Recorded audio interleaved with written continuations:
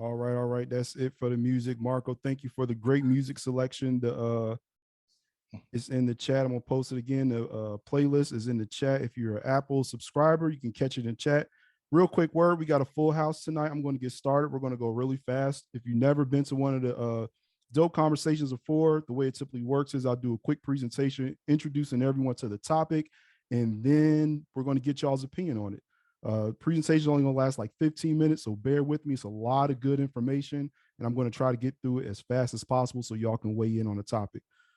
And we're going to get started. Let me share my screen here. Yep, there we go. I skipped a slide or two, but we there. All right, so what is this group about? I missed the introduction, but this group is about making friends, socialize. Can you see it, Marco? Just want to make sure. No, I can see it. Okay, cool. All right, so welcome to the Positive Black People Link Up. What this group is about learning and teaching something new, encouragement toward better health, wealth, and relationships. It's not a singles group, but we're working toward helping single people find someone, socializing with other positive people. This is a meetup group created for Black people, but we don't discriminate on others based on race, religion, sexual orientation. This is also a group for making friends and online and in-person meetups. We have a few in-person meetups scheduled. Make sure y'all tap in. We have ice skating this Saturday.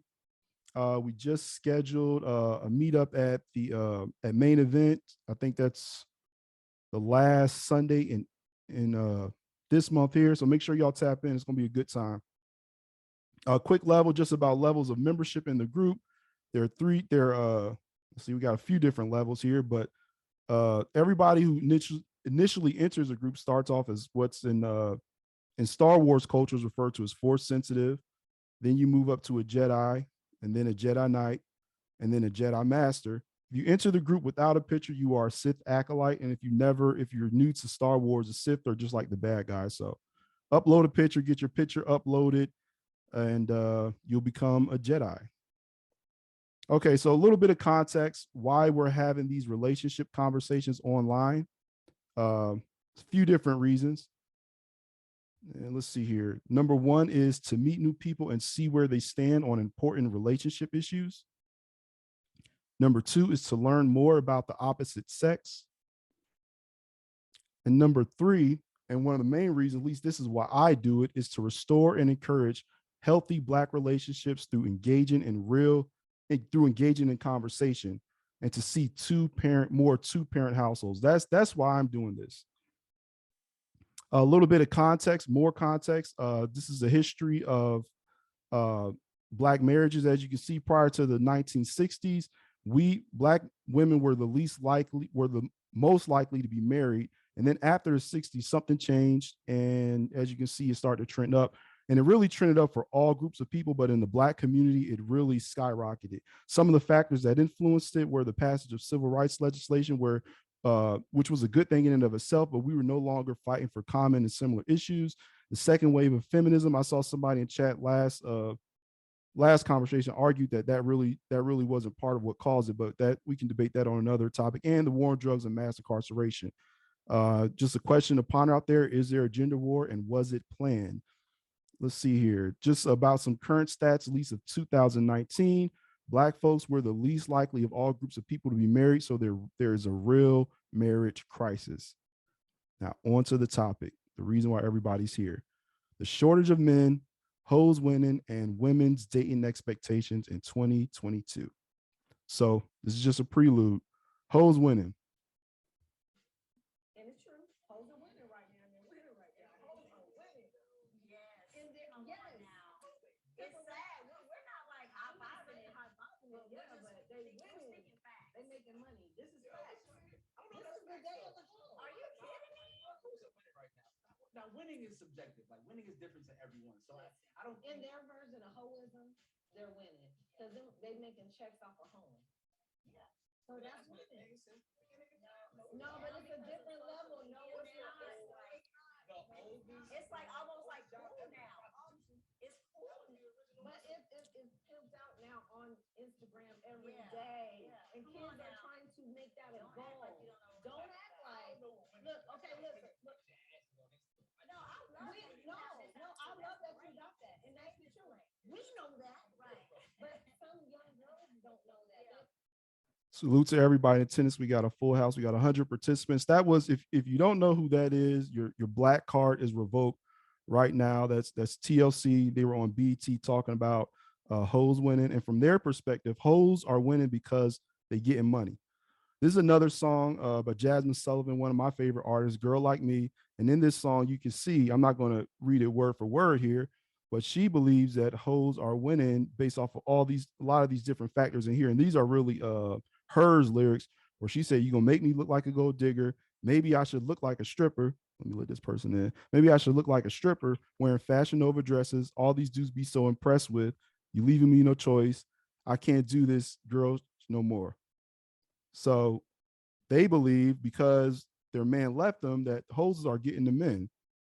So we're going to examine. So this is why a lot of women are feeling like hoes are winning. So we're going to examine that a little bit. I'm not going to spend all day on this topic, y'all, because we got a lot more to get to. And I think the main topic is really going to be about shortages of men and women's dating expectations. But I just want to dive into this a little bit.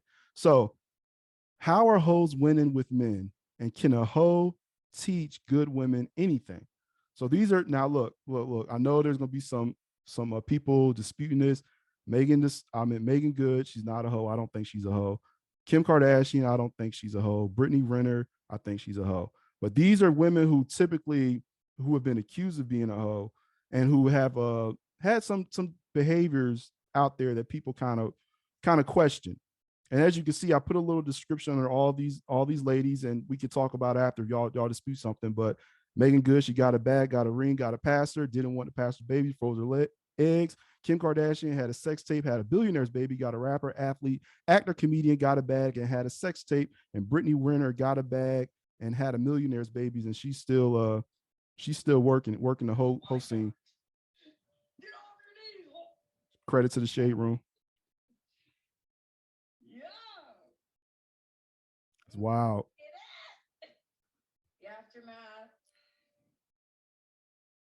So that's Brittany Renner showing off her latest exploits on IG. Let's see here. So now, can a host teach good women, anything? And if look, I'm not a woman, and I want ladies, if y'all want to later on when we open it up, I want y'all to comment on this, but I want y'all to tell me.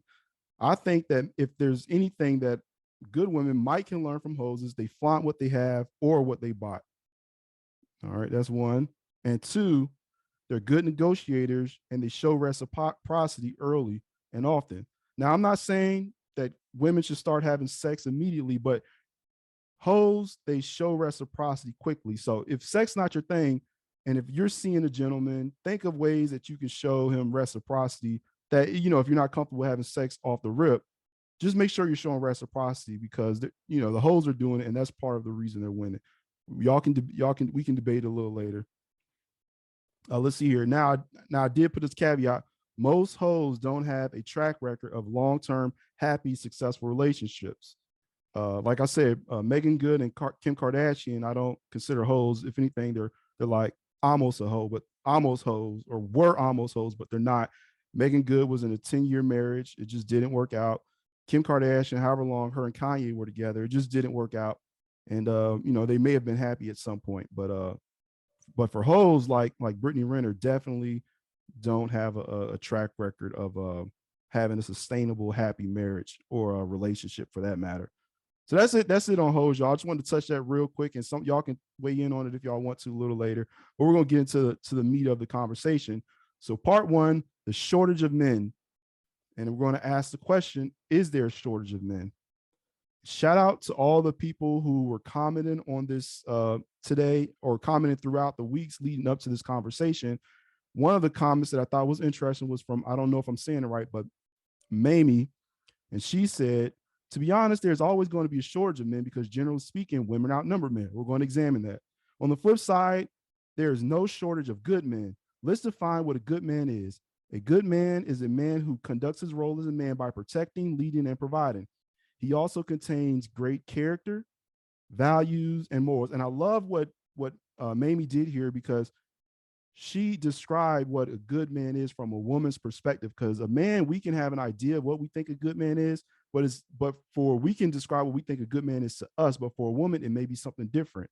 and Mamie pretty much described it from a woman's perspective. And when I listen to women speak, this is a lot of what I hear women say in terms of what they view a good man is. And then she left a comment here. We're going to address this a little later in the conversation, but that was another comment she had made too. So we're going to look at, do women outnumber men? And we're also going to look at it, is there a shortage of good men? So this is the data here, and I'm going to go through this real quickly. But in terms of household makeup, women outnumber men in the U.S. by 2 million overall. And what that breaks down into percentages is 47% male, 52.5% female. And in Atlanta, what that amounts to in real numbers is, for every 1,100 single women, there are 10,000 single men.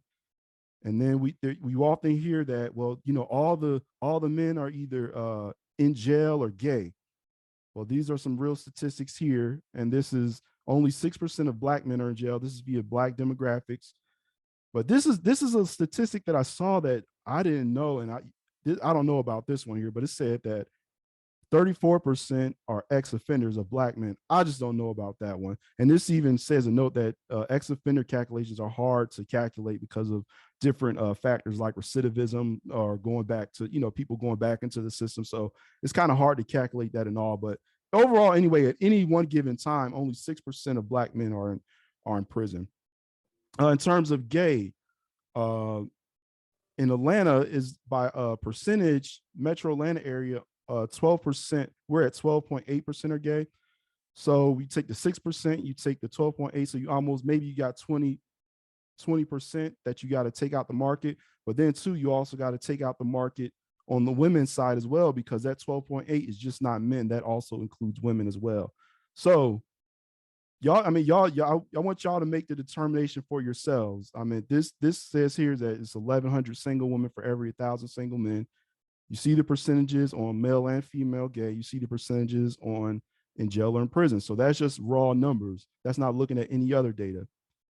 Shout out to Ron. Shout out to Erica, who also commented. Ron's been dropping just like fire all over our comments on a lot of the different meetups we have scheduled. But he said, shortage of men, I'm not going to read the whole thing, but he said some females may not be open to men more suitable for them because they don't check every box or on their wish list.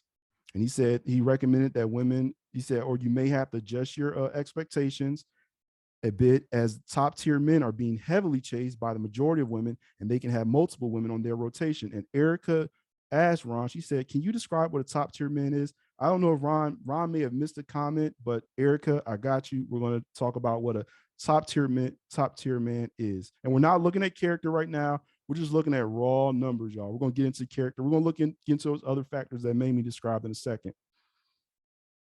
So here's the numbers, y'all. Now, we often hear, Kevin Samuels, we talked about him, I guess it was 2 weeks ago, ranking women. Now, when we rank men, this is what it looks like if we were to rank a man. The stat on the right is ranking black men by income. It's narrowed down to black men. And the stat on the right is ranking black men by height. So if a man makes $100,000 a year, this man among all black men is in the top 5% or 1 in 20. That's nationwide, okay? 100K is in the top 5%. If a man is 6 feet or taller, he ranks in the top 18% in terms of height, with the average male height being 5'9", 5'9.5, and this is across the U.S. A man who's 6'1" is in the top 10%, and 6'4" is the top 1% of height for all men. So this is some interesting data here, y'all. And as y'all can see, these percentages are pretty low. Okay, so I mean, having these conversations, I haven't heard a lot of women say that they're looking for the 6'6" thing or whatever you want to call it. But I'm at the 6 feet, 6 figures, and 6-pack. But this is what you hear a lot on the internet these days. So these are just the raw numbers here. And let's see, how do we break that down? So I put it in a probability calculator, and I said, what happened? Like, what are the chances for anybody, for a man to be 6 feet or over and to make 100K or more? And the likelihood of that was 0.9%. And that's just for a man. We didn't take into account a man being married. And statistically, a man income rises as he gets married. So we would take, if we were calculating in the marriage factor, we remove maybe 60% of that 9.9%, and that leaves us with 0.3%. We also didn't take into account age. As a man age, his income rises as he ages. A man doesn't reach his peak income earning until around his 50s. So the likelihood of you trying to finding a man in his 30s, 20s, or even early 40s that's going to be that 6 feet and six figures is super slim if we were to break it down like that. We're probably talking 0.01% at that point. But yeah, so that's just the data there. Do with it what you will. And it says, according to statistical data, the probability a guy of the U.S. male population ages 34 to 40 meets your standards is 0.017%. Delusion score is 5 out of 5. You don't belong on this planet. Whatever. That's Julissa, y'all. Anybody who used to watch BET 106 in Park, she's currently 38. She started a YouTube channel and she's talking about why she's single. We're going to revisit Julissa some more, but in that clip you just saw there, she plugged in almost these similar numbers here that I just did. I don't know what website she went to, but the likelihood that she was got a man was her delusion score was pretty high too. But we're gonna talk more about Julissa in a few. All right, here. So now we're going to get into the values as it relates to values. The shortage of good men as it relates to protection. Let me see how I'm doing on time here. Okay, so I'm kind of taking a little while. I'm going to try to speed through it a little bit, y'all. Let's see here. Now, in today's modern times, we don't really do things the same. Like protection, women don't need an individual man for protection. Women receive protection from the community. And as y'all can see here, there are different ways that men are still providing protection. In terms of the fire service, which I'm a proud member of for 11 years, only 5% of career firefighters are women. So most of protection in that way is coming from men.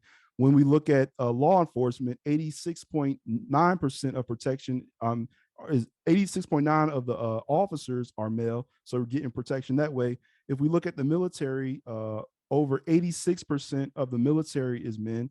And if we look at, let's see here, what is this? Oh, that's for special forces operations.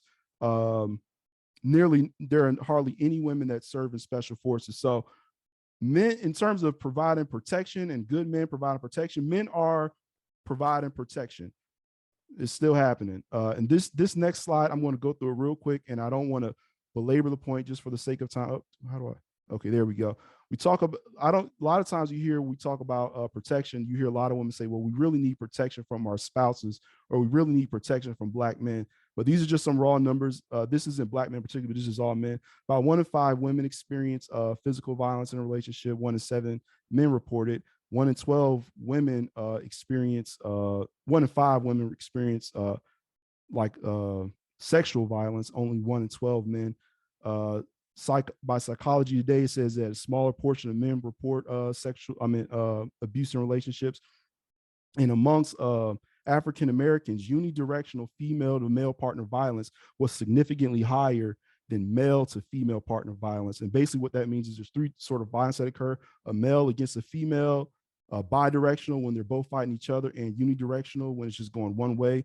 And this stat here by domesticviolenceresearch.org, they studied 55 peer-reviewed studies since 1975, and they estimated that in the Black community, unidirectional violence of a female against men is occurring more often than unidirectional one-way violence of a man versus a woman. I'm not going to belabor that point. We're not going to spend too much time on it because domestic violence on any front or any account is a serious matter and shouldn't be taken lightly. And it's a deep discussion, but we're not going to belabor it. I just wanted to bring it up because you hear a lot of women saying they need protection from Black men. And I'm just, statistically, it's just not happening to a high degree, but it's happening too much. I do agree with that. Shortage of good men in terms of provision. These are just some recent, it's pretty recent here. Institute for Family Studies, 1 out of 5 Black men are in the upper middle class. Most Black men reach the middle class or higher. So we're breaking down if there are any good Black men. Only 18% of Black men live in poverty. All this is by these stats I'm about to bring them now is by Black demographics. 18% of Black men live in poverty. Most of that's owing to getting old, just being old in age, and health problems. Let's see here. The average black man earns 10K more than the average black woman, even while having less advanced education, whereas 57% of black women have advanced education, 44% of black men have advanced education. But still, overall, black men make on average 10K more than black women. So if a woman's looking for a man who's a provider, the average man is going to make more than her, and I guess it's going to depend on what she considers a provider or not. But 10K more than her is what we're seeing on average. This is just a study that says, per the Brookings Institute, they found that the shortage of marriageable black men, they put it in quotations even in the article, because what's marriageable existed among the highly educated, meaning that because in the black community we have a lot of highly educated women, there are not as many highly educated men. So if a woman's trying to find a man who's at her same educational level, if she's in the upper degrees of education, and that's what she considers marriageable, there's going to be a shortage there. So I'm also giving statistics that run against my argument, y'all. So I'm trying to be fair here, okay?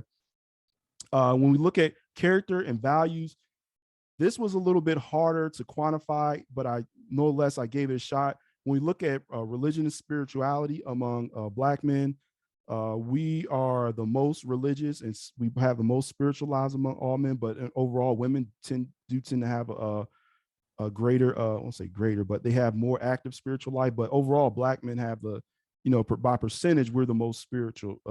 When we look at in terms of being fathers, this comes out from the CDC. It says whether living in the same home or not. So even when a man doesn't have a wife, even when he's, and he's out of the home, black fathers are the most involved of all primary recorded race and ethnic groups. So I mean, that's huge, y'all. That's really huge. I'm just bragging on my fellas here, y'all. I'm just bragging on it because I'm trying to go against the narrative there. There's a shortage of good men. There's a shortage of men overall. But these are the numbers. I think that was my last slide here. But I think that fatherhood thing is just amazing. Okay, so women's dating expectations, y'all. We're getting ready to end it, y'all. Let's see here. Women's dating expectations. Back to Julissa. My career has been number one priority in my life over everything else. I don't even know actually why I've gotten to this age. I mean, I know I've definitely chosen career over past loves that would have required me to like get up and move. And like I've had loves in the past where they literally were long distance and said, we can do this. Just move overseas with me. Like one of the biggest loves of my life was in Europe and overseas in London. And I wasn't ready. And when I tell you guys that I literally have chosen work over relationships at times, that's a real thing. And one of my biggest fears when it came to love and relationships is choosing the love over the work, and then it not works out in the love department. Is that going to set me back? I want him to be successful. I'm not going to lie. I want you to at least meet goals. I've got dreams. I've got aspirations. It's literally what I was just telling you why I'm still dating and trying to figure it out, because I've always put my goals and my careers in front of everything else. So I need to be with a man that's going to be ambitious, period. All right, y'all. Oh, I'm off mute. Yeah, I'm off mute. All right, y'all. So that's Julissa again. And I think there are a lot of women like Julissa, I believe. Let's look at Julissa. Successful, attractive, career driven, ambitious, but single. Single. She herself admits, she's put her career is first and foremost in her life. So but that's happening a lot. And so I just asked the question, is this you? Let's see here. Are women adjusting their dating expectations in 2020, or is single ladies' life the best life? Okay, so whose side are you on here?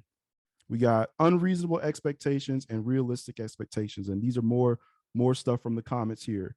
Mamie back again says, the high standards alone that many women possess today are unreasonable. In that case, this is what the whole concept of shortage of men come from. So she thinks that women's expectations are unreasonable and they're too high. On the flip side, we have Miranda who said, and I had agreed with Miranda, from a male perspective, but I guess I applied to female perspective. Well, she said, never compromise on the career you want, the home you want, and definitely do not compromise on the spouse you want. Never lower your expectations. Become the best you, and you'll attract the best. And Sandra, we need a picture, Sandra. She said, I agree 100% with Miranda. Another interesting thing is no one tells Caucasian Indian women she needs to lower expectations. And just for context, I'm not saying that women should lower their expectations. I'm not saying women that should raise their expectations. I'll just put the data out there, and I want to hear from you ladies. I want to hear what do y'all think. But I'm not making any suggestions. I'm just going to try to adapt either way. But yeah, so which side do y'all fall on? I can be delusional in a lot of things. I know my friends tell me all the time, like, Julie, come on, manage your expectations. When I hear that, I really be wondering, like, do I have to manage my expectations when it comes to dating and my love life, though? Like, do I really? Oh, there you go. She's asking, do I really need to do it? Let's see here. And shout out to Julie. Shout out to Juju. I saw you in here, Julie. She said, hey, can we start a conversation on can one person who gives us majority 80% give us that remaining 20% too? And I think that's great. The 80-20 rule originally was a business principle and basically said that, anyway, I'm not going to get into that. But anyway, she asked a good question here. And we applied the relationship. She said 80% give, can we get, what did she say here? Gives us a majority 80%. So I want to ask this question. Can we have it all? Can you have it all? If you have a man who's giving you 80%, will you leave that 80% to try to get 100% or to go after that 20%? Is that happening a lot? Or can we have it all? Or can we just do we have to take that 80% or whatever best percentage we can get? And I thought that was a great question by Julie. Shout out to Julie, always supporting and dropping a lot of love in the comments and commenting on stuff. So your turn. We're wrapping up here, y'all. These are some of the questions. When we open up the panel, these are some questions. Y'all can weigh in and chime in on any one of these points. So just kind of look over this and be ready. We can't have y'all go point by point just for the sake of time in case a lot of people want to respond. But just look at this real quick and y'all can weigh in on any topic. So are hoes winning? Can good women learn anything from hoes? Is there a shortage of men? Do women today have too high standards? Can we have it all? Or will we have to settle for the 80%? So those are the questions I want y'all to think about here. And let me get out of the screen share. Let's see here.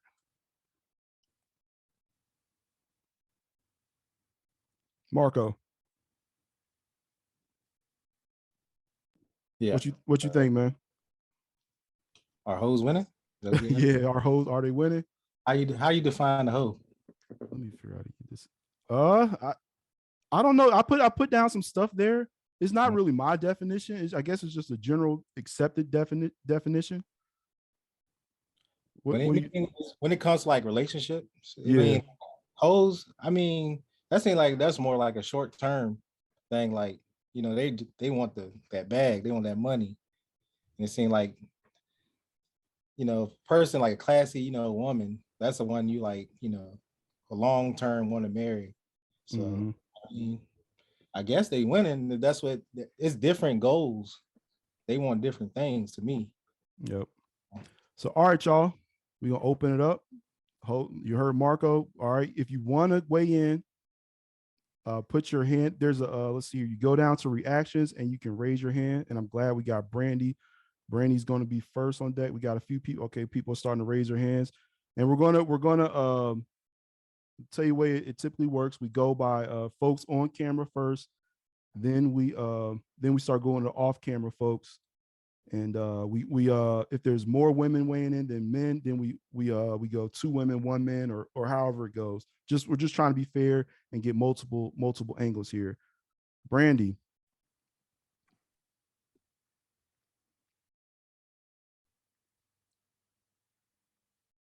Go ahead, Brandy. You got to unmute. Brandy might be having some technical difficulties. Brandy, we're gonna move past you. Get your tech together, Brandy, and we'll come back to you.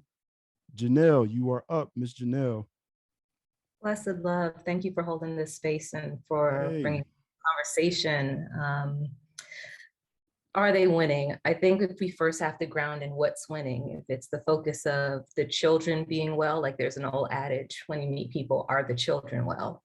The children aren't well because the parents coming into it aren't well. So the whole concept of getting together is it's for me versus what are we building, right? So if we're not coming into this concept of we're here to build a thing together, any corporation where there's a merger, in essence, we're merging ideas, times, resources, all of the things, physical bodies, all of this is for an ultimate purpose of creating something greater. But in these, if hoes are winning and so forth, there isn't a commonality of we're building a thing together, right? There's not a, I want a 6'1" guy who has all this stuff so I can get it. I don't see where the idea of we're coming to this to co-create something together. On the flip side, if we're approaching it from a co-creation standpoint, me stepping back from my career for a moment to take care of our kids, because we have an idea of when they have kids, what we want their kids to be able to say about them, like it's a very different mindset. So I think the first issue is, why are we coming together? And largely that's not a part of our conversation. It's not. And so it becomes this combative thing of, I want as much as I can get with given this least as I can give, so I can feel like I'm not getting got. But what did we create? And so I think that's the ultimate takeaway. So I don't know if the answer is who's winning, because ultimately the kids aren't winning, so no one's really winning. No one's winning. No one's winning. Hoes aren't winning. Regular average folk aren't winning. Great thought. A lot of people in the chat agree with you. Did you start your cash flow board game meetup yet? We've been doing online, yes, because so online. You remembered, yeah. So I've been meeting with people online, yeah. How's that been going? It's been going dope, but I've been focusing also on some other things. You know, fertility and preconception is my love. This whole conversation of building healthy, happy families intentionally is my love. So this conversation means a whole lot to me. So awesome. I've been putting a lot of energy into that. So good awesome. thing. Thank you so much for joining. Shout out your you want to shout out your website or IG real quick, and we'll move it along. Thank you. I can put it in the chat. Okay. All right. We're going to go to Gina. Hey, everybody. So I don't think hoes be winning if the win is a healthy relationship, as Janelle said. But I do think they have better marketing because they package themselves to be visually appealing to men and to play on their feminine energy. And I think that's something that, especially for single women that have been single for a while and may not necessarily have had good experiences with men, they go more into their masculine energy to protect themselves. But I don't feel like that is true to our nature. And I'm not saying feminine energy as in just accept anything anybody does to you, but for who we are, just how we're created to be. I do think, even though hoes may not necessarily be that way, that's what they present to men, and that is what men are attracted to. And I think if women presented themselves with their feminine energy, because that's our strength is in our feminine energy. We can't be men because we're not men. And I think that's what hoes win it. They use their feminine wiles, as you would say. And if that is true to your character, you're not playing it as a game, as hoes do it to get something. My definition of hoe is hustle over everything, because they are doing it for a monetary outcome generally, everything they do. But if you're doing it for a healthy relationship, for a genuine connection with a man, then using your feminine wiles to attain that, it's not bad. It's not, you want the man to show his masculine energy and protect or provide or just whatever it is that you view as a man's role, then we have to do that. And I think in taking care of yourself and going up the corporate ladder or however you make your money as a woman, sometimes we do have to learn to be aware of when we're in relationship operating in feminine energy. That's interesting. So it's good you can acknowledge there may be something the average woman can learn from hoes. Definitely. Yeah. Definitely. And I also think the thing about winning is super subjective because, like someone, I don't remember the name and now it's gone, but as someone said in the host, what are you winning? Like, what is your goal? Because if your goal is just to get a bag, yeah, maybe they're winning at that. But I know, especially for us in Atlanta, we as Black people in general, but Black women especially, we do pretty well for ourselves in the bag getting. So that's not our win. We want a companion, we want a connection. So would we be winning if we moved like they moved to get money? No, because we got some money. Mm-hmm. There we go, y'all. So she's saying there's something we can good women can learn from hoes. Thank you so much, Gina.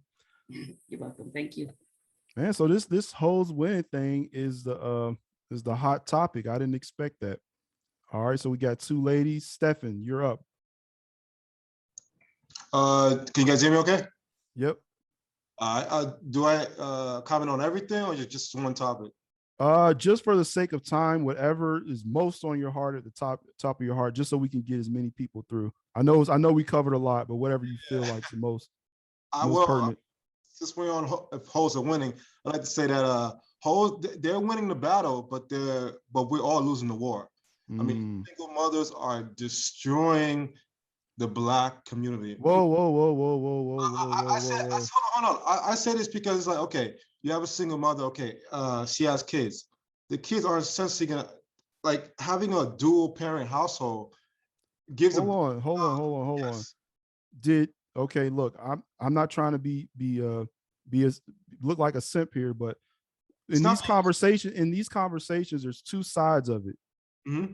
There's a single mother, but then there's also the person who created the single mother. So to just say single mothers are destroying the community, it's an unfair statement. So you can just say that you can say that this practice of single parent households is, but to just place it on one side is unfair. Okay. My argument is just that the practice of single parenthood, there's male or female, is not helping us. Okay, and especially on particularly on the women's side, it's like, okay, you're a single mother, or you might be getting child support, you might be getting the bag from that single motherhood, but who's losing the war? Us as a community, our sons and daughters, they're not growing up in two-parent households. They don't see what a Black community, a Black family could be, what it could amount to. And then it escalates even further. Okay, you don't have the Black family. The man, the son doesn't see how to be a man. Okay, I'm gonna go to school. If I don't go to college, go to a grade school. They don't see that come up. Like me, my family is Haitian, and my parents used to tell me, do not copy Black people. And I didn't understand that until I grew up. And I saw my classmates, it's like you guys, we all started the same place, but some of them might have a single parent here and there. And I saw how my mom and my parents kept me on a single path. And I just kept going. And I saw how education brought us from us being in a single family apartment with like 10 people in there, and we have now, my parents got properties, and now I'm doing the same thing. What I'm trying to say is that they might be winning the battle, but we're all losing the war, and it needs to change. I agree. That last part, I agree with you, and I actually do agree with you that statistically and data wise, children who come from two-parent households fare, and they have way better outcomes, far better outcomes than children from single parent households. So that point I can agree with you on. I just can't get with the blame on one side because it took two to tango. Yeah, go ahead. I'm an engineer, okay. Particular airline. Do you have any children? No, not yet. Unfortunately, not yet. I haven't invested that yet. Okay. But I'm an engineer for a particular airline, and I talk to my white counterparts, and they tell me, hey, I don't want to be with my wife. However, I'm staying for the kids. The second they turn 18 or 22, I'm out. And the reason I say that because they know that single parenthood is not going to lead their kids to where they want to go, to where they want to be. So they're more likely to stick it out. Yeah, they're more likely to stick it out. Like, I must do this. All right, she might take half or whatever. I'll do that later, but I'm gonna stay here for my kids. Right. Like one of my coworkers, he is telling us every single day, yo, man, if I could leave her right now, but my kids, man, I gotta do it for my kids. Right. So again, that's something I kind of maybe I do agree with you on. It seems like in a lot of times in Black community, we don't really have a thorough grasp of what marriage is for, in terms of child rearing, also just in terms of the more of the business aspects of it. We don't really think about that. We a lot of it's superficial, and when things kind of get a little rocky, we're quick to bail out. But I do agree that it seems like in other cultures, and especially in amongst the upper class, they have a more broad view of it. Y'all, let's keep it respectful in the chat, y'all. I know Steven got it kind of hot, y'all, but let's keep it respectful. No cursing. No, man, you're all right. You just giving your opinion. But thanks so much, Steven. We got Katarina, you're up, ma'am. Hi, thank you. The thing is, I had this whole thing I was gonna say, and then everything that Steven just said, I have to admit that I felt a little triggered. My family is Trinidadian and Haitian. My mom, I'm gonna say she is a single mom, but that was not by choice. I think you have to look at the situation of what happens when you are married to that Black man, and if he is not providing, if he is not protecting, if he's actually making your household and your child worse off, then she had to make that very difficult decision that it's better for us to be in a single parent household, and at least that household is happy, rather than together and toxic. So that's how I was raised. And I just wanted to say, I actually didn't want to talk about the hoes are winning topic. I wanted to talk about women's expectations, just from my perspective, because again, I came from a Caribbean household. The emphasis, also first generation, so the emphasis was definitely heavily on education as the only path forward. So unfortunately, I am one of those, well, not unfortunately, it's fortunately that I am highly educated. I am making six figures. I am under 30, all those great things. But then when I'm dating Black men, all of those great things that I thought that were good to bring to the table, that were assets, I'm now being told, oh, you are a man. You don't need a man. You make too much for me. You don't make me, you being so great makes me feel like I'm not good enough. And so when I'm single, it's not because I have these crazy expectations of what I want, or, the presentation actually, I agreed with, I'm not sure what her name was, but the one we said was delusional. I was like, well, I'm not exactly putting my career in front of everything. I'm happy with where my career is right now, and I'm happy to keep progressing on that. And personally, I do want a relationship, but like I said, I keep coming across Black men that are insecure and not able to handle, or how should I put it? I've been told I'm too much. I'm not too much. They're not enough. So I really feel like Black men need to elevate themselves, get more educated, get better jobs, and just do better. Hold on, freeze. Okay. I was agreeing with you a large portion of what you're saying. You said, I just think that overall Black men need to they need to get more educated, get better jobs, XYZ. Statistically, Black men are doing 10K better a year than Black women. So yeah, women, how much more better should Black men be? Honestly, I don't need you to make more. What I want is, let's say that this man is making, I don't know, 40,000, 50,000 a year. I just want him to be happy with what he's making and not look at me and say, hey, you need to knock yourself down a couple pegs so I don't feel so insecure. Like, I'm fine with whatever income he's making, less or more, but just be secure in yourself that you're doing well enough. But what I keep finding is I keep running into men that are actually lying about their careers. I even went on a date just last weekend where he said he was an artist. And so I'm not expecting an artist to make this crazy income, but he ended up telling me essentially on the date that he lied. He's not an artist. He was an artist 10 years ago in school, hasn't pursued his career. He's in his mid 30s and actually hasn't done anything with his life so far. So in that case, what is he supposed to bring to the table? Now, in his case, he was honest with me and said, hey, I need to focus on my career and just catch up, and you're amazing, but I don't have anything to offer you. So we stopped dating for that reason. But what I just keep finding, that was one experience that actually he was honest with me, at least. But most times I go on dates with men, as soon as the career or income or anything comes up, it's like, oh, you're doing too well for me.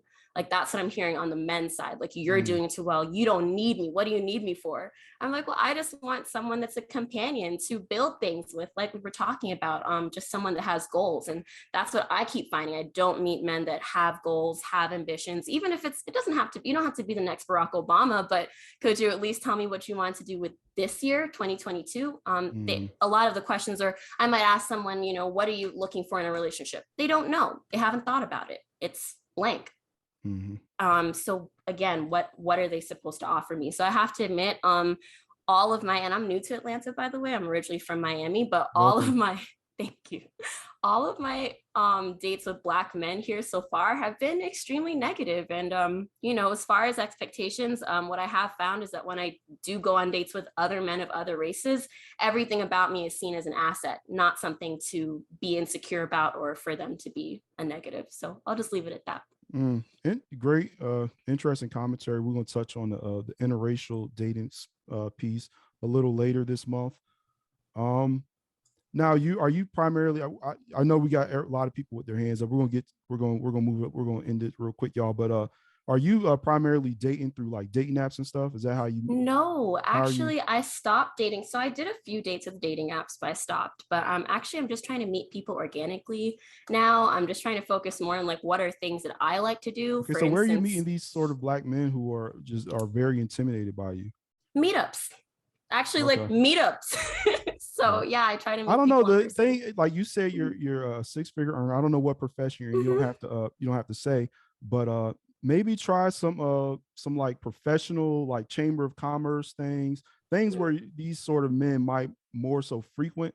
Because I don't know, I think you're going to get a lot of just, you know, if you're because I think I know that you don't have a problem dating a man who's kind of has less income, XYZ, but a man is going to feel challenged by that, because every man kind of wants to feel like a provider, even if you don't necessarily express that to him. So he's going to be intimidated. So maybe this is just a little suggestion I'm throwing out there.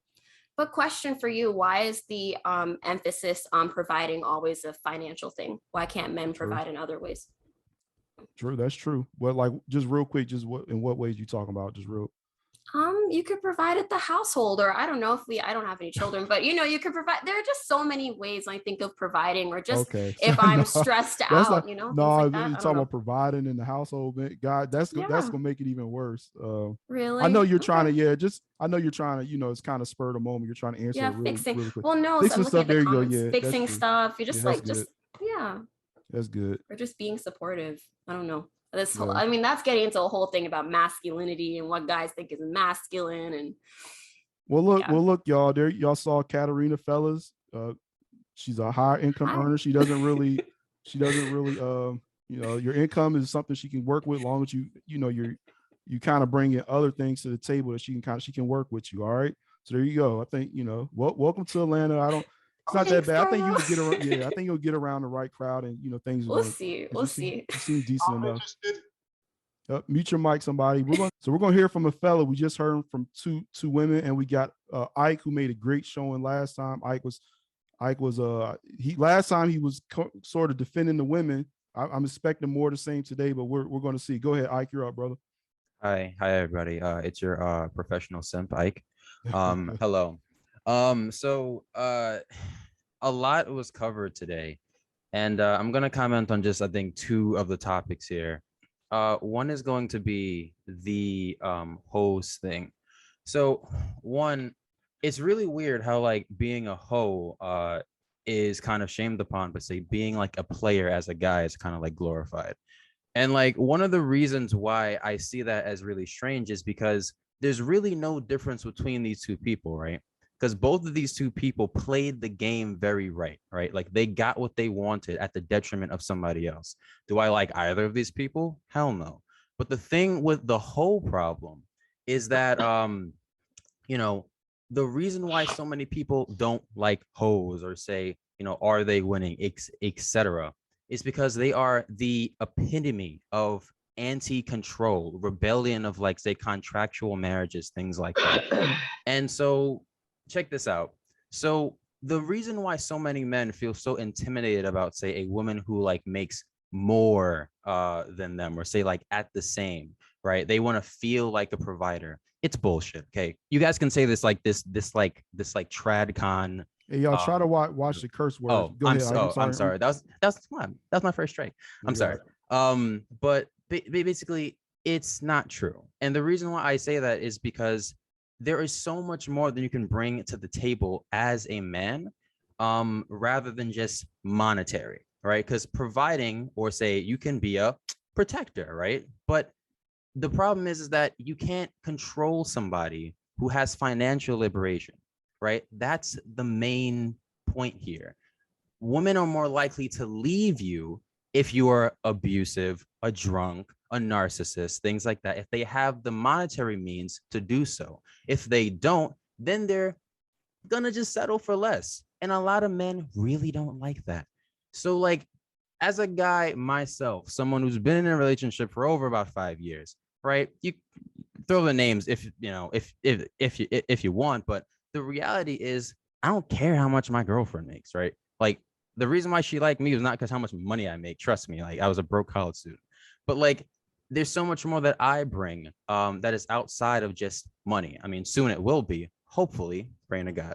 But that's basically my standpoint here. Is like, are hoes winning? Yeah, but I mean, the striving art teacher who teaches like high school students is also winning in their own right. They got what they wanted. So I mean, All right. I guess that's my point. All right. Exactly. Hoes are not winning because they only want a small section of what women want, what a responsible female wants to continue generational wealth. They don't want the same things we want. So hoes are not winning. They getting some dick and they getting whatever it is right there. But that's the same thing that you can get if you are patient and listen to God's word. I don't understand what that difference is right there. And I'm sorry for interfering. Sorry. Good. So I one thing you did, man, you had some interesting commentary, and I don't want to say it was untrue, but you did something interesting where you didn't really address the issue. Well, you did say hoes are winning, but you kind of flipped it on men and said, men are players and da da da. But that's not the No, really sir, I did not. No, sir, I did not. I think Brandy might be drinking tonight. Wait, who are you talking to? I meant Ike. I'm sorry. Did I say Brandy? I meant Ike. Yeah, I'm sorry, Brandy. I'm sorry. Okay, but Ike. So what I'm saying is, you had said that hoes are winning, but you also brought it to men and said, you said that men are players and they don't get the same thing. But men aren't mad that women are hoes. No man is complaining that there are women who are hoes. I'm just saying women are hoes, but no man's really complaining about that. So I don't understand what your I don't understand where you're coming from with this. Because may I just interject just really quickly? Go ahead. Y'all are absolutely mad. I'm not mad.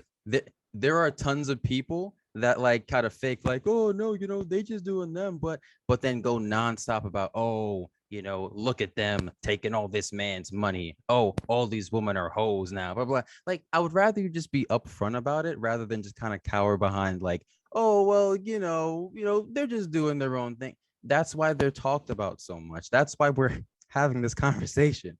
But like, it is okay. I just may disagree on that. Just based on what I've seen. I hear what you're saying, but we're not having the conversation because men say that. At least I'm the one who brought this conversation about. I'm having it because women are saying it. I've heard it from, like I said, you hear women saying it. I don't really hear men saying hoes are winning, and I don't, and they don't take any kind of glee in it. I don't know. I just don't get your angle. I don't get your angle there, man. I'm not saying your commentary was untrue that men do the same thing and it's okay, but women do it, it's not, and that's what we can talk about that another time. But I don't think I'm arguing that. I'm not arguing against the morality of it and saying they're. I'm not. Men, a lot of men are thriving in this in the whole culture. A lot of men are liking it. So I don't. I would like to interject. How many men are willing to say that their friends smashed the woman that they married? Nobody. And I'm in a sorority where I know that there's people who have smashed their female before they marry them and done, unmentionable things with them. How many men are willing to admit that? Not many at all. Not many at all, because it's a blow to their ego. So while we're talking about hoes are winning, is that hoe really winning? Because she definitely wifed him up or husband him up or whatever the Yeah. So just last thing, just to respond to that. Well, my same advice goes to women, right? Because like the people who are complaining are obviously upset at the monetary gain that hoes get. Well, if you want to be a professional, like say manipulator or liar or say narcissist that takes advantage of people, go on right ahead. There are negative things towards that profession too. But the problem is that a lot of these people are successful, and therefore there is jealousy, there is envy.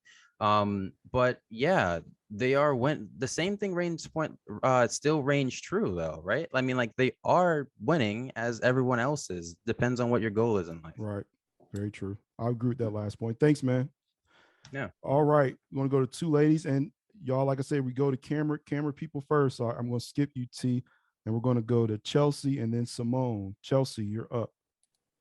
Okay, so thankfully I've remembered what I was going to say because it was all over the place.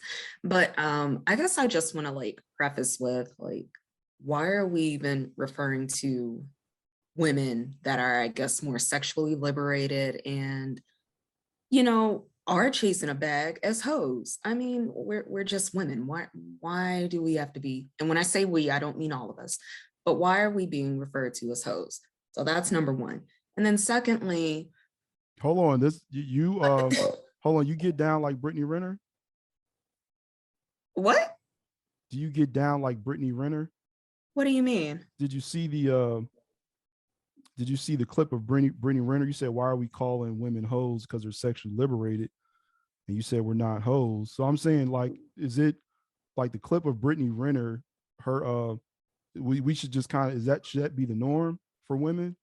Is this what we're to expect? So first of all, you misunderstood me. Mm-hmm. Because when I said we, I didn't actually mean myself. I just mean women in general. Why are we? So I didn't misunderstand you. You misspoke, but go ahead. Okay. So the thing is, why are we referring to women as hoes in general? Like, I just think that's unfair. It's not okay. But back to what I was saying, I just think that, okay, I done lost my train of thought. You can go to someone else.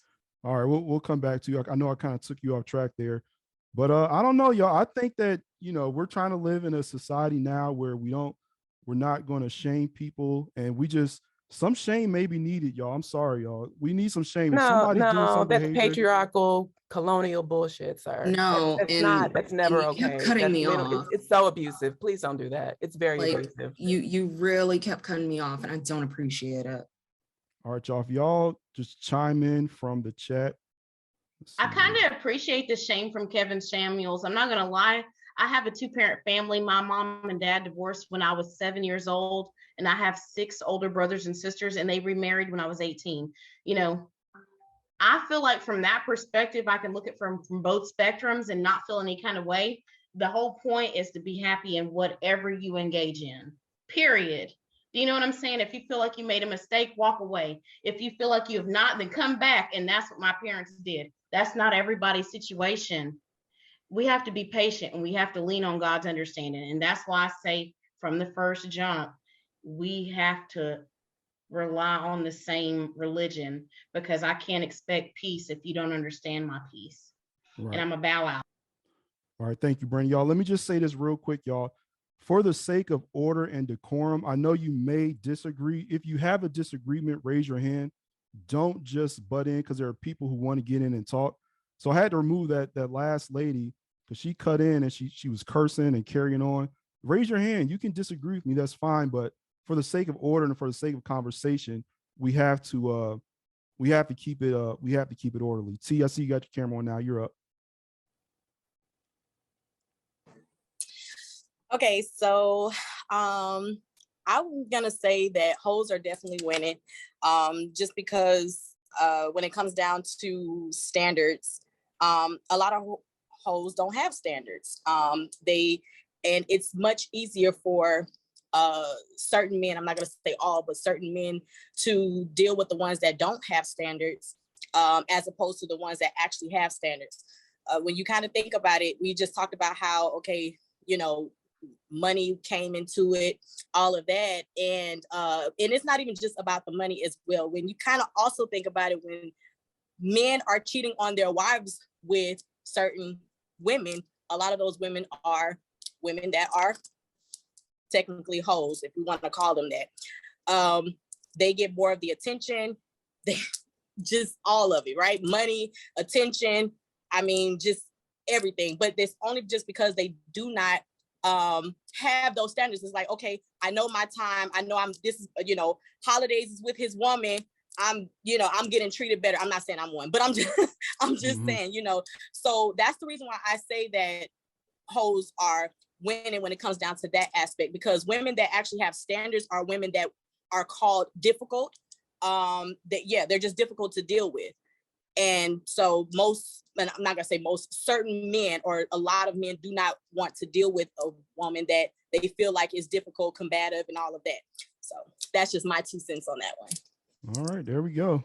So this whole winning topic is it's taking on more of a life than I expected. That was just like gonna be like a little side topic. I guess nobody hasn't. What about the do you think there's a shortage of men, shortage of good men, anything like that? You don't have to speak long on it.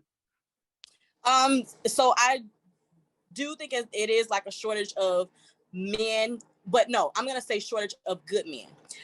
As far as like, if we're just talking about body wise, it's probably not a shortage of body wise, but as far as like good men, yes, I do. All right. So. What real quick? What classifies a good man? What things? So what classifies a good man is, again, you know, being a protector. I think that a lot of men, they don't have a lot of the values that some of our parents, or back in the day, like our grandparents or just our parents itself, you know, used to have. Like, I grew up in a household with both my mother and my father. My mama and daddy was married for like over 40 years, and they still are. So, but I have not, me personally, I have not found a man to what I've seen with my father has done. So, you know, all right. I think everybody has their different definitions of a good man, you know, just depending on what your definition is. So, yeah, you single? Yes, I am. What's your IG, in case some of the fellas want to hit you up? It's Ms. It's MZ period paid in full. There you go, guys. Ms. MZ paid in full, whatever that means. But okay, Rod, you're up, brother. Hey, what up, brother? Go ahead, you're up, man. What you got on the top? Good, man. So my thing is that we attract who we are, right? Like, you know, I heard the young lady earlier say that there's not a lot of good dudes in Atlanta, good black men. I'm a dude with a master's degree, 2 bachelors, my own spot, do very well for myself, right? Dating in Atlanta ain't easy for me either. Right. You know? When you say the hoes are winning, yeah, they winning because we don't have the time to keep on vetting woman after woman after woman after woman. So, you know, it gets tiresome for a dude that's actually on his purpose, on his grind. Like, I don't have time to keep playing around with woman after woman after woman, right? Absolutely. So, yeah. So that's my whole point. So it is good brothers out here. You just got to find them. Right. I agree with you too, from your perspective, man. I'm done with dating in Atlanta. Not because there's like a shortage of women. It's just like it's a lot of games, a lot of foolishness and stuff like that. Oh, sorry.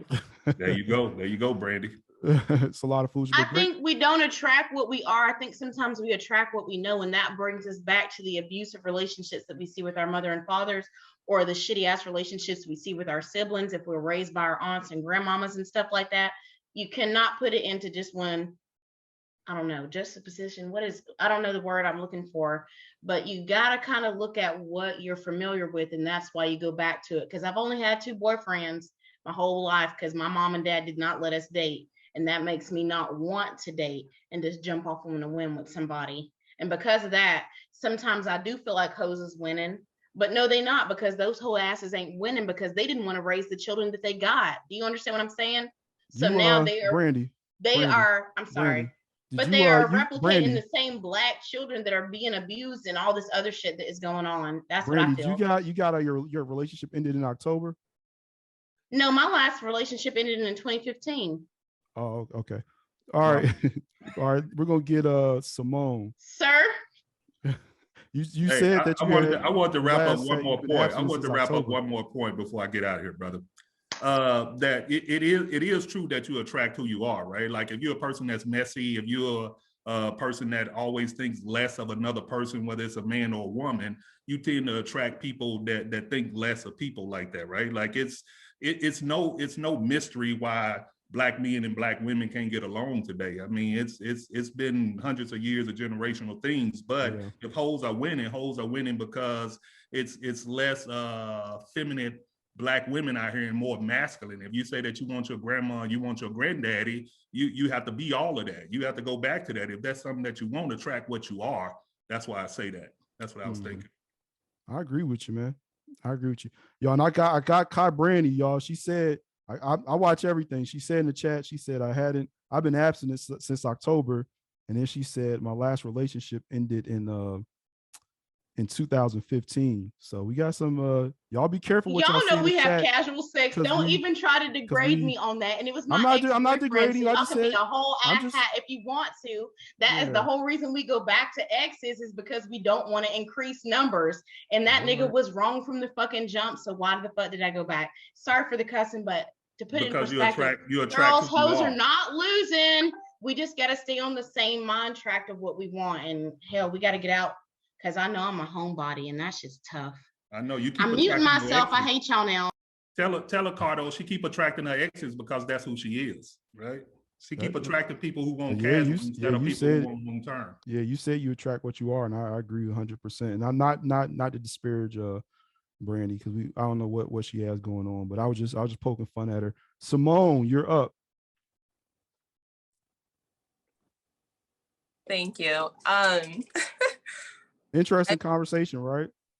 Interesting conversation indeed.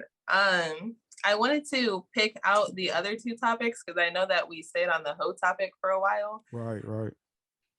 And so I wanted to go back on like women's expectations for a little bit, only because I feel like women's expectations, whenever men think about what women want, men oftentimes think of stuff that's monetary, stuff that you like see, visualize. So like money, for example, or their degree, their career, their house. Like they don't actually think about those other things like personality, what they bring to the table outside of those things, emotional support. Everybody loves my dog. This is Boston. Everybody got their dogs out. Also, all these single ladies got these dogs, man. Yes. And so I think like for women's expectations, it's really just have men's egos not be so high, because I feel like whenever no, let me explain. Hold on, but we're talking about what are women's dating expectations. Y'all expectation is that men ego wouldn't be so high. I mean, what's the expectation that a woman can have for herself? Now, let's just say that we walk in with the assumption that men have high egos. Shouldn't a women expectation be that men have egos? No. So what I'm saying is that it's kind of like what Katarina was saying earlier, how whenever a woman is portrayed as strong in like her career or her education or anything like that, men oftentimes tend to shy away from that. And it makes it really hard in the dating world because you can't always just look at what am I looking for. You also have to look at, okay, am I coming off as too intimidating for these men? Yeah, I understand that. Want to be at the end of the day, but that's just something around the woman's expectations. Like, allow us to be ourselves, allow us to fully be ourselves without having to criticize us or lower ourselves just to make men happy. So let me ask you, so let's flip it around. Okay, so you gave a tip for how men could change. Men should be men should change in the way you just described. But what should women expect? Like what can y'all expect going into 2022? What's the expectation? What should we expect that men are going to treat us, or how should we expect for us to treat men? Like, yeah, do you think they're going to be like, should women change their expectations, or should they more or less keep them the same? I think women shouldn't put value on monetized expectations, because anything can go away. You can have a guy who makes 6 figures, has this really awesome job, but then as soon as the man loses that, because that's what he based his value in, as soon as he loses his job, a lot of men turn into a completely different creature. Like, they are not the same as whenever you start dating them and they had their life together. But if you look more towards those core values, of course you want to not date a bum off the street. Like, you want to make sure they can provide for themselves. You want to make sure that they're independent. You want to make sure that they're going to take care of you. You want all of these things, but you don't want someone who just completely places their whole identity around it. You want to make sure that they have those other values as well. Are they actually independent in a way that they can cook for themselves? Is their house clean? Do they wipe their behind properly? Like, those things are important too. All right, Simone. Interesting commentary. You ready for skating Saturday? I am. Y'all make sure y'all we're gonna be skating this Saturday, Atlantic Station. Y'all RSVP. Thank you, Simone. Lakia, after a guy goes, you're up, Lakia. We're gonna hear from you. Michael, go ahead, brother. Good evening and Happy New Year to everybody. It's been a while. Happy New Year. It's been an interesting topic. I know I'm just getting in late for work, so I apologize. Are hoes winning? I will say yes, they're winning. And where they're winning at compared to like professional women is, in my opinion, they're winning in being creative, less argumentative. Also, that their job, they're not beholden to their job. Their job is not that. I believe a lot of women, their job is their man. They will work so many long hours, and then when they come home, you're only getting a percentage of them. They give more percentage of that job than they are in a man. Yeah. Not saying I just moved here, like we spoke last time. I just moved here from Brooklyn all the way to Atlanta. Not saying most of the Atlanta women are lazy, but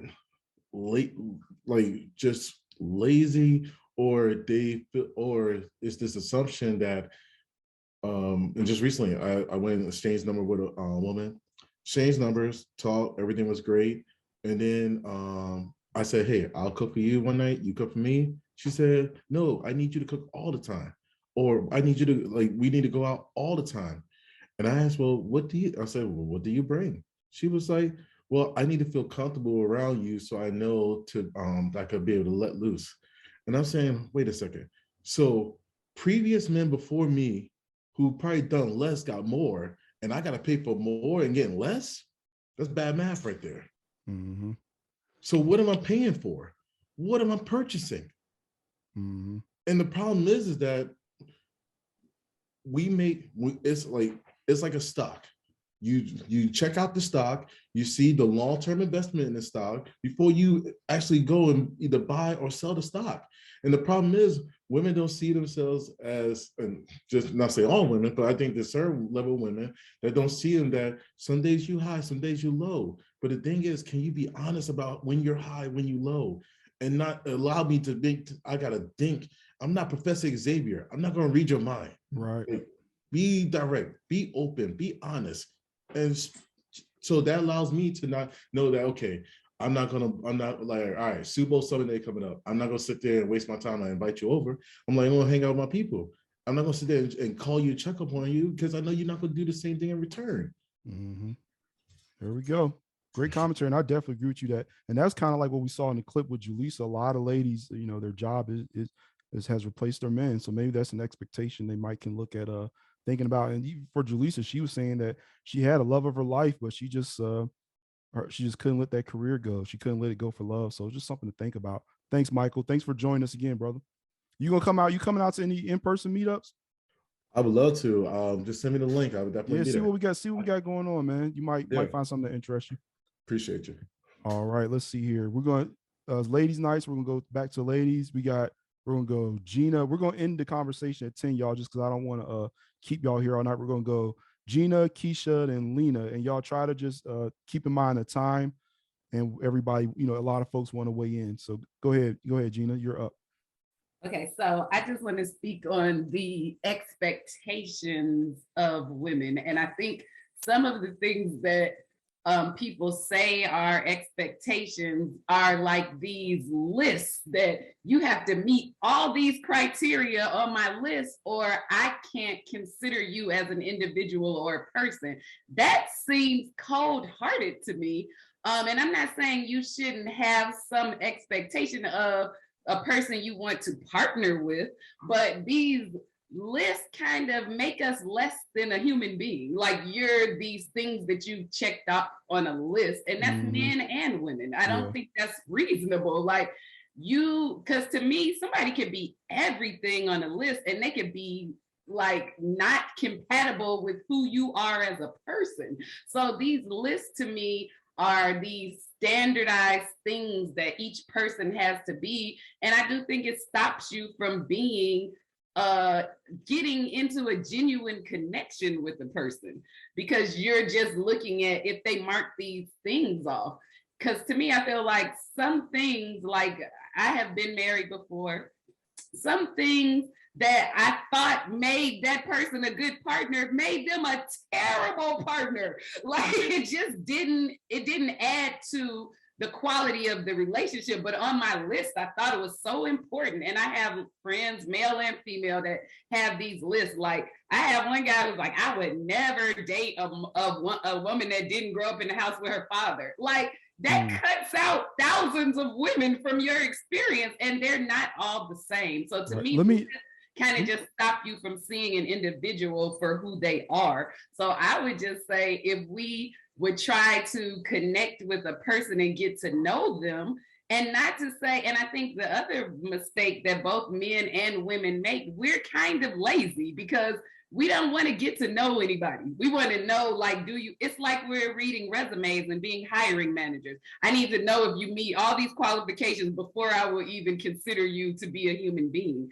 And I don't think that's the reasonable part. That's, to me, that you'll never find a mate, because I will say this, I consider myself a relatively attractive woman, successful, all those kinds of things. But if you had a list going, how does that make me different than every other woman that is nice looking or has real quick question for you, Gina. Real quick question. Do you think, so it sounds like you more or less, do you think that we should take the 80% versus trying to go out and get, up our percentages to get to that 100? I don't think that there's anything that's 100%. We're not even 100% to ourselves all the time. That's perfection. Like, so if you really think that you're going to find a mate that is a perfect person, that's not a reasonable expectation, because you're not coming as a perfect person. I think we have to me, people, you of course have to be attracted to a person, but that is different for every person. So you have to be attracted to a person. You have to have similar value system to a person, because we both come from different backgrounds and different experiences, but our value system will be the referee. If we don't agree on something, then our value system will say, okay, we can compromise here because we share these values. And then you have to have some shared interests. If you hate going outside, and I love hiking, like, I'm not saying every interest has to be shared, but in order for us to get to know each other and spend time, Like we have to have some shared interest. I think to me, that's the three basic things that need to happen. The rest of the stuff is negotiable because I don't think, Gina, I think when people say, Gina, we got it. We got to move around. Thank you so much. One last sentence. We got I think when people say they need over 100,000 for their mate, how is that going to make your connection and your relationship better? Yes, you can buy more stuff, but what is that benefiting a relationship? Thank you. Thank you, Gina. All right. I missed you, June. I didn't see you there, June. I'm sorry. Go ahead, June. You're up. Y'all try to keep it brief because we're going to wrap up at 10, and I want people to get there, try to get in there. Go ahead, June. Okay, really quick, I wanted to address the situation that everyone's talking about in terms of expectations, and I think that no one should have any expectations going into anything. I think that everyone should be open-minded about who they're going to have an exchange with, and then as you go along, the expectations are built, and then those are things that you communicate to the other person. And then when you have those exchanges, you find that if those expectations are complementary to each other. That's number one. And I'm trying to speak really fast. You're fine. The other thing about hoes winning, no hoes are not winning. Simply because if that individual, that male who's interested in, and let me just go ahead and preface this, hoes is a label that we give people, whether it's for the man or whether it's for the woman. So the people who are, quote, hoes, whether it's a man or a woman, that's a label that people have given them. Whoever they're interacting with may not see them as a hoe. They are people who leverage their assets for material gain. Whatever. Let them be who they are. So I just want to get that out the way. So are they winning? No, because everyone has their preference of who they want to be with. There was a gentleman that said that he, didn't mind dealing with them because he, it was just too much time to, vet someone. We're all in this process where we got to start learning to appreciate the process. I have been single for an extremely long time, and I have been vetting. And vetting. And this is my last ditch attempt to at least try to put myself out there again. We all have the process. We have to learn to love the process so we can attract the kind of individuals that we want to have in our space and time. And if you like, quote, hoes, feel free. I am going to be enjoying my exchange and my time with someone that has character, that can complement whatever things that I am bringing, which is myself and my authenticity. No one's talking about character. Everyone's always talking about monetary this, monetary that. If you have $100,000 and you still live in an apartment, that means you don't know how to manage your money. But if you have $40,000 and you own your own home, that shows me you know how to manage your money. It's not about how much money you make, it's about how you manage the money. So that provider thing, let's throw that out the window. Let people be financially savvy and educated about what they're doing with their money if they're trying to build in whatever area that they are building in. The other thing, I was raised by a single parent because my mom passed away.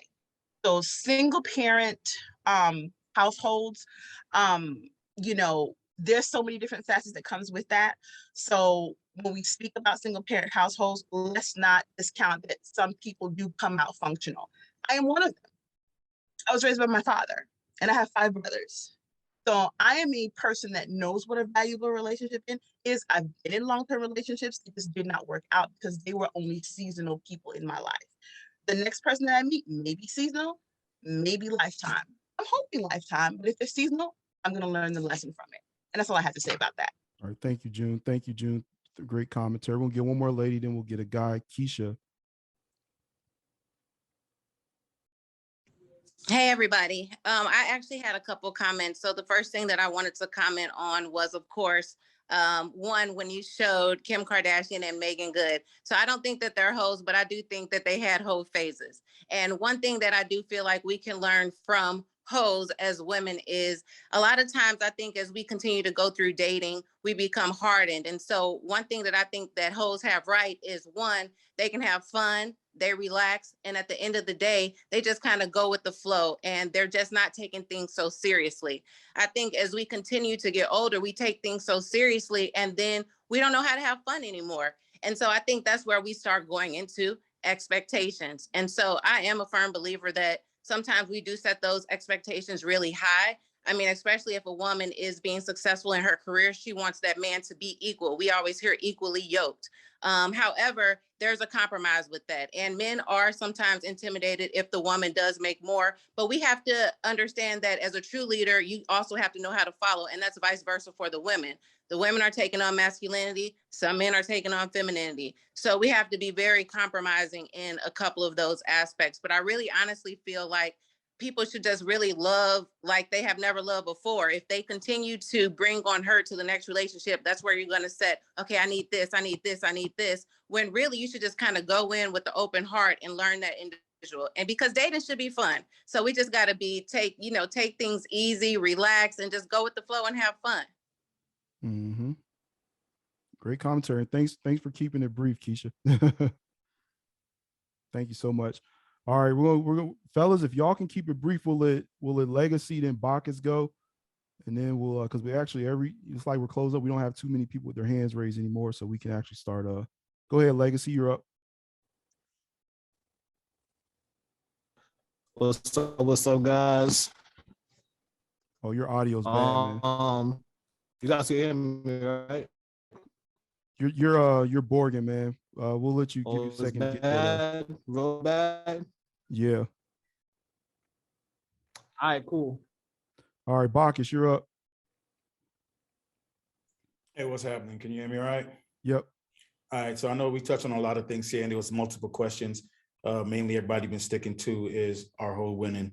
I think we covered it left and right, that we all kind of have an agreement that they're winning short term, but not in the long term game. Yes, I love these hoes. All right, they're fun girls. They're for the time being. They're entertaining. They make you feel just more relaxed and whatnot. But we also understand that they're just for now. You don't wife up these hoes. And, me and most of my dudes, we know this. Shit, we share our hoes. They're like Pokemon cards. We just trade them. You dig? It's all good. All in all, shortage of men out here, I don't know. I don't date, man. Wouldn't know. I got a couple of straight single friends for if you ladies looking for someone with no kids or take care of their kids, holler at your boy. I got them lined up. I start my own internet dating thing. I can't remember what the other questions were, but for the young lady, I can't remember her name. Very unique name from Miami. She might just want to try not telling dudes what she make. I mean, kicking in the door, waving the 4-4, saying I got the bag. Who the hell are you? You're gonna make anybody feel some type of way. Well, they gonna see it by her car. They gonna see it by her house. They gonna see it by the places Park that she want shit to down go the block to. and walk the rest of the way. I mean, there's many ways to hide your money. Brothers do it all the damn time. I might wear something that make me look like I don't have as much as I do, or whatnot. There's ways about it and ways of coming at it. And the other thing that threw me off with her, I don't know if she's still on. I can't remember your name. On my bad, I'm gonna call you Miss Miami. But in your name it says his, her, and hers, or whatever, like your pronouns. In Atlanta, that makes people think that you might have been born with something extra. You know what I mean? So that might, wanna, if it is, cool, but you let these people know up front that's who you are. So guys don't feel no type of way.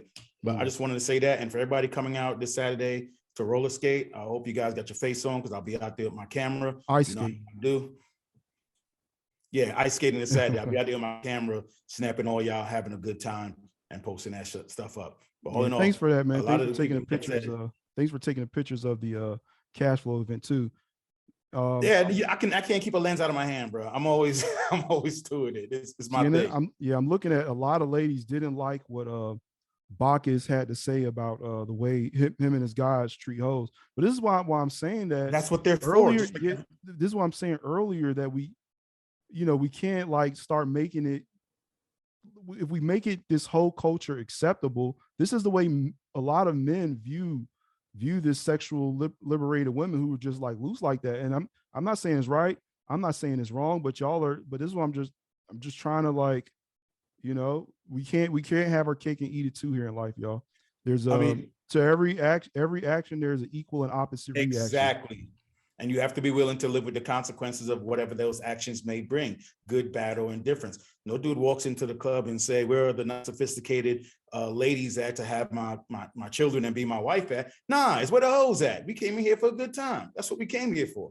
But to have that woman as your wife, that's the long game. You really got to know, love, and hate the crust of a mofo for you to even be with them. We know hoes are temporarily. And hoes know guys, male hoes are temporary too. It's not just hoes on the female side, it's hoes on the men's side too. You know that dude's a hoe. You know he's in the streets. You know he's just for fun. You know he got that good D and bad credit, and the cops is chasing him. But you go ahead and smash anyway. Shit, nobody mad at you for that. Do that. But consequences is you might have a kid by him. He might put your head through the wall. Shit might go crazy. I mean, when you live that life, understand the consequences that comes with it. And it might not even be you. It just might be that person that's bringing that into your life. You might not be a part of none of that, but shit, we don't seen a lot of news stories that people got caught up hanging wrong. Thank you. And then there are some ladies appreciate your candor. Simone said honesty is better than kissing up, just because there are a lot of women here. So she appreciates your honesty. Thanks so much, Bacchus. We'll see you Saturday.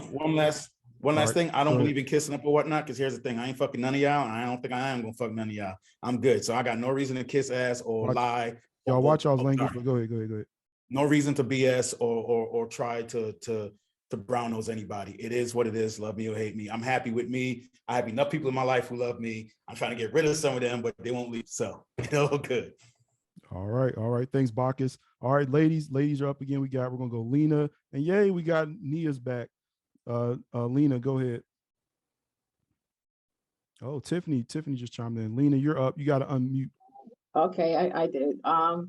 So good evening. Thank you. I'm gonna be really brief because a lot of people said different things that I wanted to say, but I did mention in comments earlier through the week about shortage of men. And I just mentioned that I don't really think that there's so much a shortage of men. It's just that, and I say men because I date men, but it's also women too, that we're lazy. People have become very lazy in this whole dating process. Like I heard a gentleman say, well, the hoes are, easier because he was tired of vetting. And so you go with the hoes. And so, dating is a process of elimination. And so, yeah, you may get tired of, going through the process, but unfortunately we have to go through the process so we can get to that person that we want for that lifetime. And I just think that when guys just settle, of course, it's short term, but they're not truly happy. That's just my opinion on the whole thing. But I just think that we should keep in mind that it goes both ways. Dating, like I said, is a process of elimination. And we just have to, so to say, get out of that. We want one person to do all the work. We both have to work together. And I find that for myself in dating that I'm just like, wow, a lot of people are just truly dating, or they don't do the things that, typically the basics that you need to do to even get to know the person. Etiquette. And I tell people you have to have your 5 main things that that you need in a person, and then you look for that, then everything else will come. And just vet people, because I think when you really take the time, if you take sex out of it at that moment in time and vet properly, it saves a lot of times and issues, and you're gonna have to be spending a lot of money on dates. So that's all. You said something there, and that's kind of where you sort and you said vetting properly. I don't know, man. This is why I'm kind of my camera's out of focus, but y'all can still hear me. This is why I'm kind of over the whole dating thing. I think once you know what you want, you don't have to go on all these dates. You just got to meet enough people, and it doesn't necessarily have to be dates. That's a whole nother topic. We'll probably talk about that. And but you that's also what I raise was a good. saying. But I'm saying vetting is like when you find someone that you think is of interest, then you should know like what you're looking for, and then you can go from there with your questions to kind of pinpoint like, is that someone that you even think that you would be interested in? Right. Thank you so much, Lena.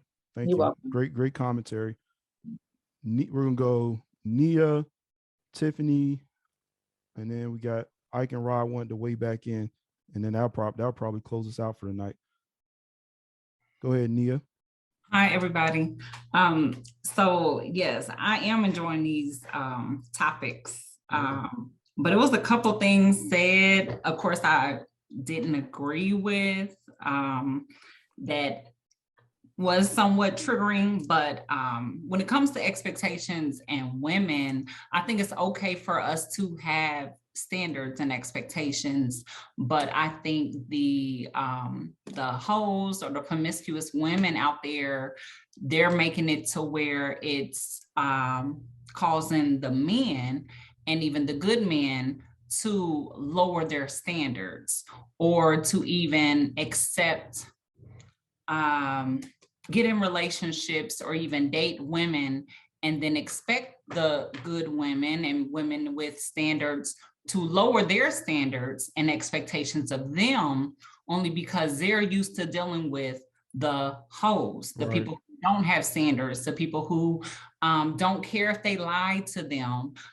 They're wanting to get in relationships with people they can string along, embarrass in front of their friends, come to the house 2-3 o'clock in the morning, not call back for days. And then so now when they're but so now when they're getting into the relationships or trying to date another woman, they're like, okay, it's been 4 days. Like, why are you mad? Like, you expecting that from me already after 2 weeks? And it's like, if we're trying to get to know each other, I'm expecting a call back, you know, that type of thing. But so I think the hoes are making it hard for the women who want to be serious or who is pursuing marriage or monogamy.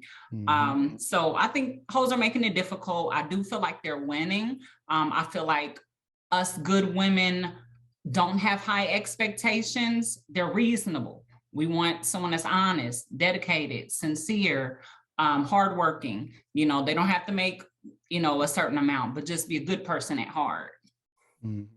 See, and I'm glad you weighed in, because earlier what I was trying to say with this whole thing, some ladies got mad and said we shouldn't call, you know, we shouldn't shame them, we shouldn't do XYZ. But it's hurting a lot of good women because men are getting used to this. Like you said, they're getting used to having a certain thing quickly. And but the thing that I think I started to emphasize in the PowerPoint was that, you know, a woman doesn't have to kind of change and be a hoe, but if she can show reciprocity to a man another way, because a lot of times when a man, he's putting out an investment, he's like, you know, taking a woman out on a date, you know, using his money, his time, his resources, he's planning stuff. That requires a lot of effort. And a hoe is going to give immediate reciprocity and feedback in the form of sex. So if women who are good, if they can give reciprocity another way, maybe cook him a meal, maybe, maybe do something helpful for him that's kind of out of the norm. And, and he's not going to be looking, he may not be looking for sex as readily as, he would expect with a woman who's a little bit more, who's quicker to give it up. All right. I think with the term hoes, I think it's just the fact that it's considered disrespectful because it's, just putting women down, but they're putting themselves down by being very promiscuous and not having high standards. But I think that's why I just chose the word promiscuous instead of hoe initially. And I didn't get to see that video because I took a call, but I remember seeing some light-skinned girl with red, like rug burns on her knees or something. Was that the video? Yeah, that was Brandy or Brittany Renner. Okay, what was she saying about those rug burns? Well, she don't you say Brandy, Lord? No, I mean Brittany. I'm sorry, Brandy. That's Brittany Renner. She was the day before, or I guess the night of, she posted her some lingerie and said it's about to be a fun night. And then so them rug burns on her knees was the aftermath of that. Well, I mean, she didn't need to put her business out there. It could have just been between her and a guy, right? Right. But I mean, that just makes it. That just shows more of who she is. Right. Very promiscuous, out there, low standards. Yep. Well, thank you so much, Nia. It's always good hearing from you.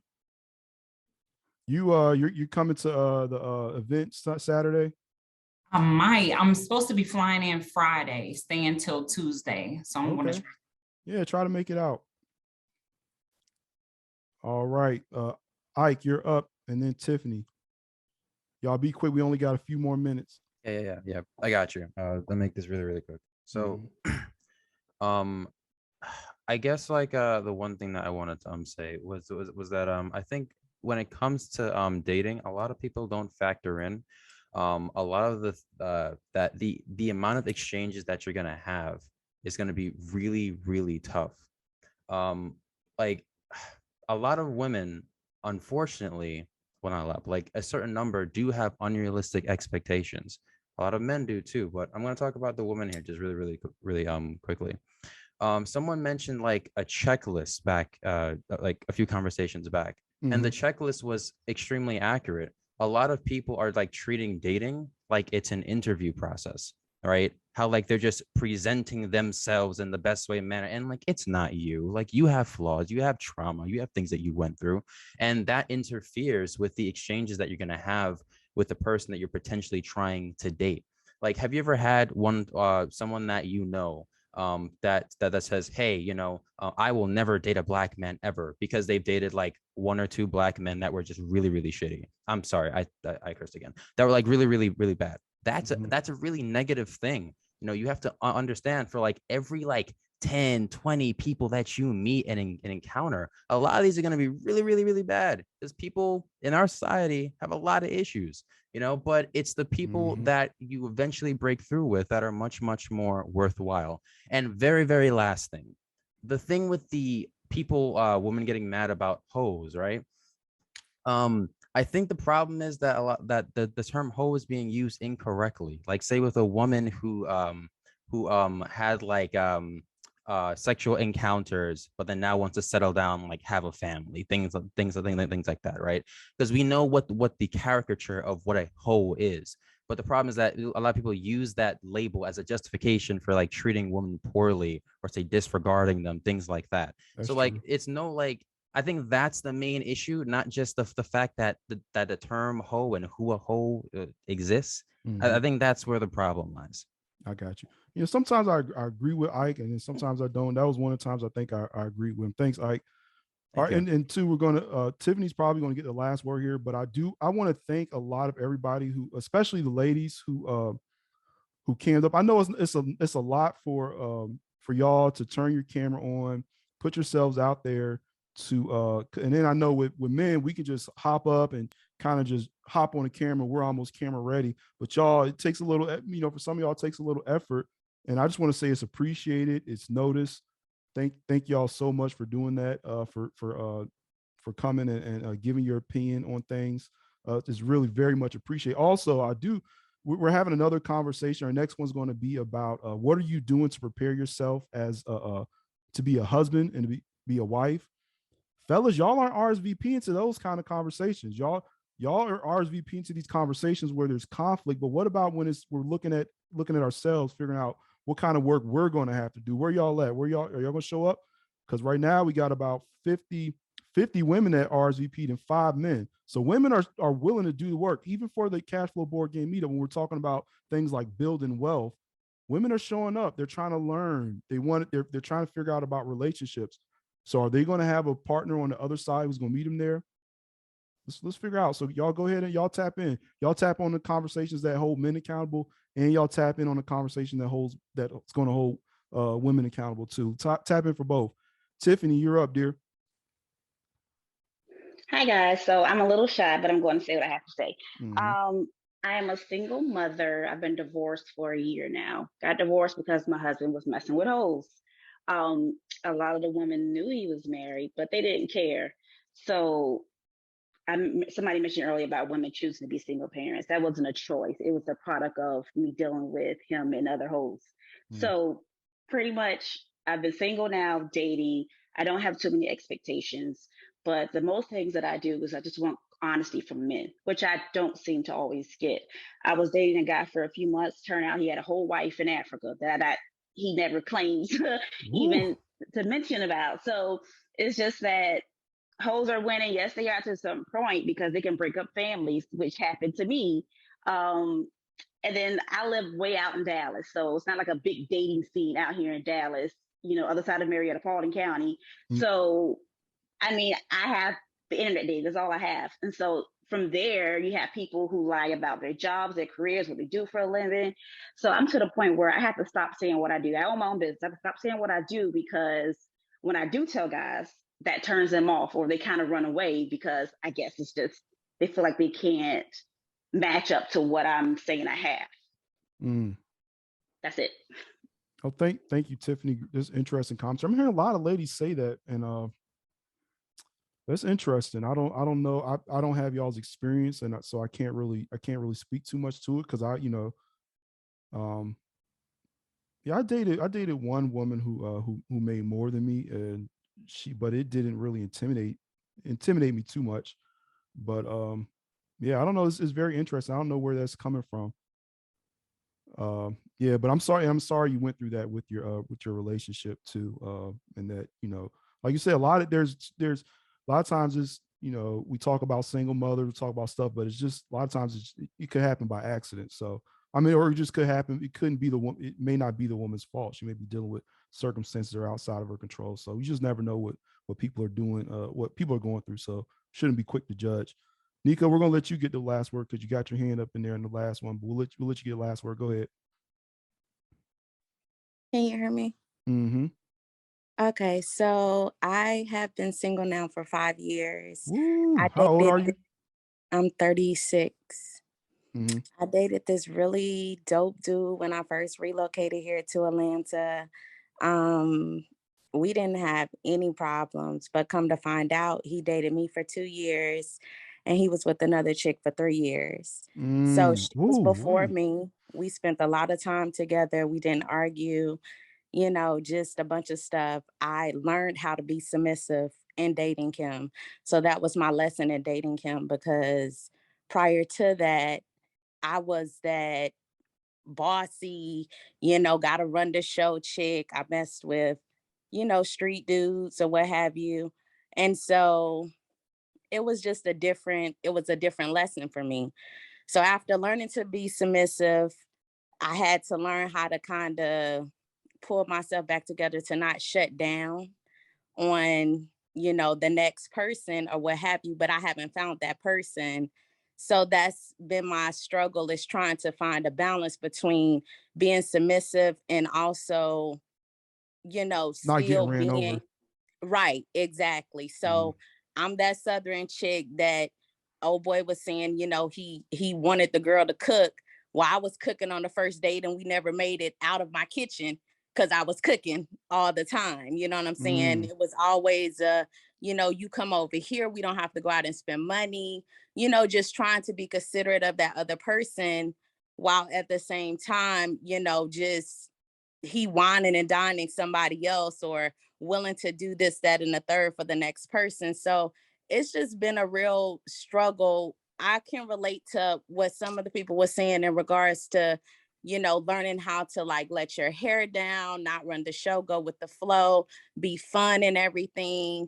But then at the same time, it's kind of like when you have a combination of everything and you're still not meeting your person, it's just frustrating. Are you still interested in street dudes? Is that still your No, preference?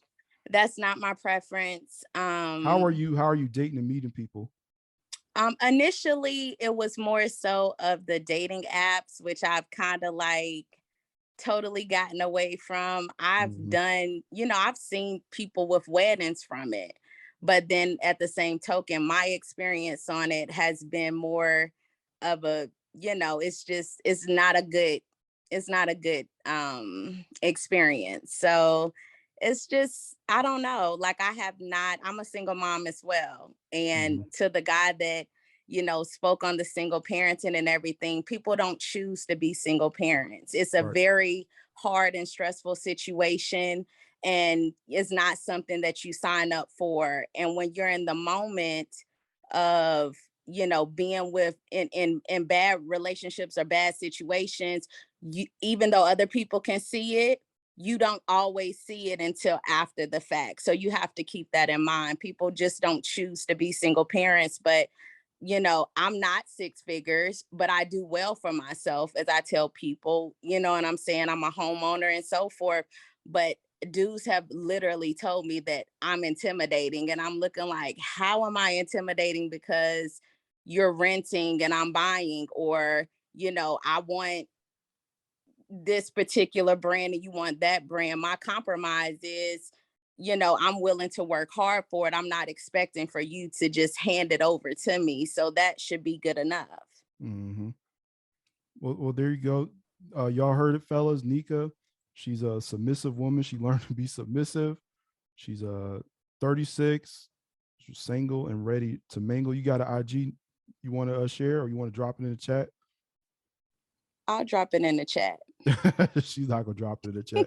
There you go. But thank everybody so much. Thank y'all so much. Like I said, we're gonna have another conversation. What are you doing to prepare yourself to be a husband or to be a wife? Really be thinking about it. I think we got about 2 weeks till we kick off that conversation. It's going to be a good one. I'm going to be thinking about it myself. Think about, what am I doing? Think about it if you're female, think about it from what a man wants in a wife. If you're a man, think about what a woman wants in a husband. So it's going to be a good conversation. Then we're also going to have another conversation late January talking about interracial relationships. That's going to be another spicy one. Should be interesting. But thank everybody so much for tapping in, and y'all have a good night. Marco, are you still here? Yeah, I'm here. Hey, play some music, man, as people file out. That's it, y'all. That's all we got for the night. Everybody have a good time. Everybody enjoy it. Oh yeah, this was a lot of fun. I can't wait to do it again. It's always interesting to hear from real people, different perspectives.